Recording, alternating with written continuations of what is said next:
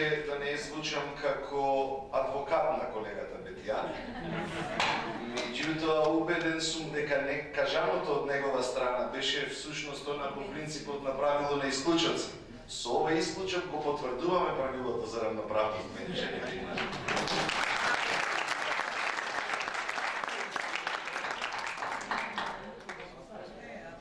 На почеток би сакал да им се заблагодарам на организаторите на оваа средба што ми дадоа можност и ми представува особена чест и задоволство да се обратам пред вас. Прво, многобројните жени и второ, малобројните мажи во оваа сала вече. Пред некој ден една пријателка ми приде и ми вика: Хари, биди внимателен во кампањава. И јас онака зачуден по прилепски и викам: а шо е работава? Како бе, вика, шо е работава? Дали си свесен дека парламентарните избори се целосно машка работа? Во Македонија мажите одлучуваа кој ќе седи во парламент и кој пратеници ќе биде избран. Арно ама, избор за председател на Македонија и за градоначалник е целосно женска работа. Само жените одлучуваат кој ќе биде на работа. Убеден дека е така, свесен од предходно, морам да ви отворам една лична тајна. Пред да ја прифатам понудата за кандидат за градоначалник на Прилеп, јас мораше да направам една домашна приватна консултација и да добијам првата поддршка.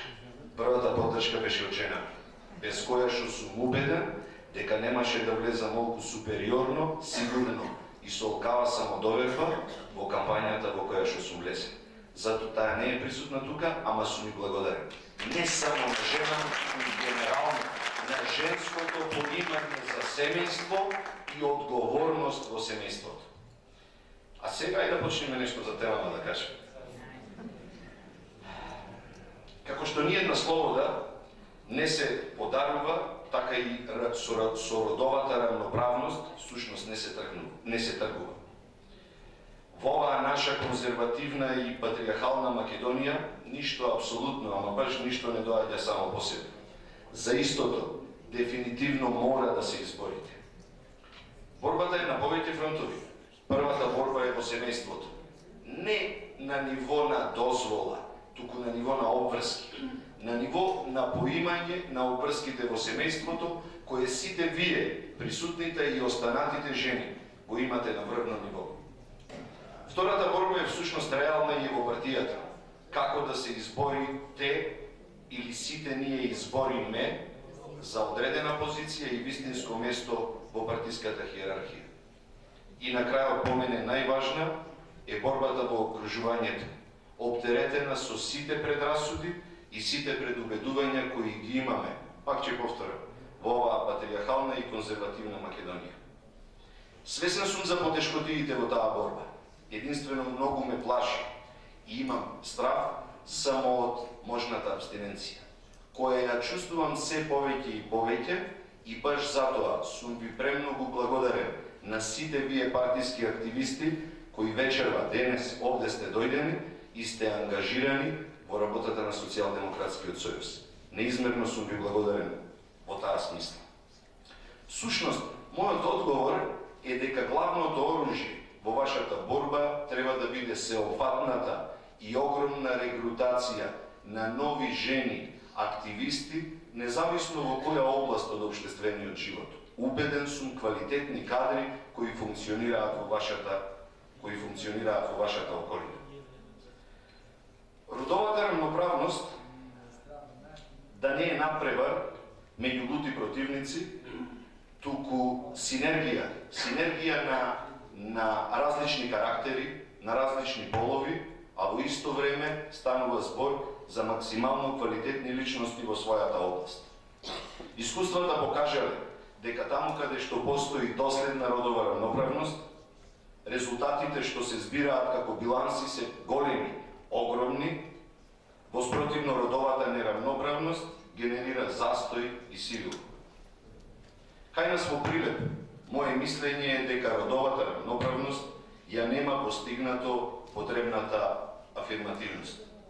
Родовата рамноправност не велам дека се злоупотребува, но сметам дека како да се искористува. Се губи некако во бројките, во прописите, во статутите. Почитувани, во целост ја поддржувам позитивната дискриминација, но во исто време поборник сум за квалитет како единствен предуслов за успех.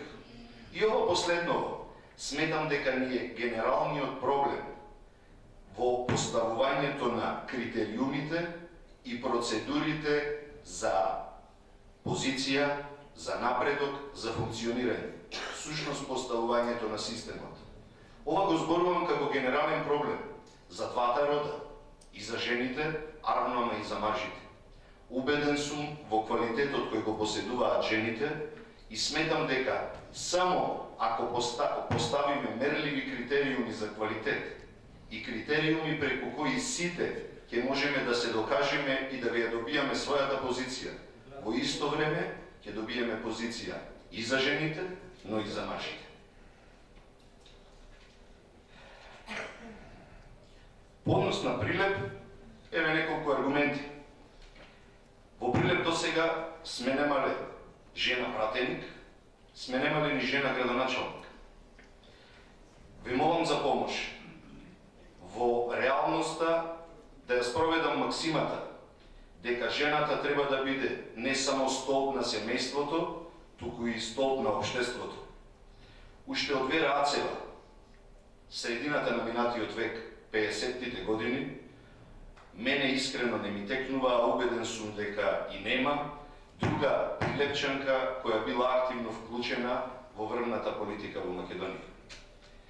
Помогнете ми да застанеме на двете нозе, цврсти и стабилни, а не само на една нога, лулајки се како вејка на ветрот. Ја имате целата моја поддршка. Оваа ваша помош да ја операционализираме во реалност, да ги афирмираме женските вредности, но и предности. Убеден сум дека после следните избори и победата на Социјалдемократскиот сојуз во најголем број општини во Република Македонија ќе бидеме во можност да го реализираме тоа. Ви благодарам.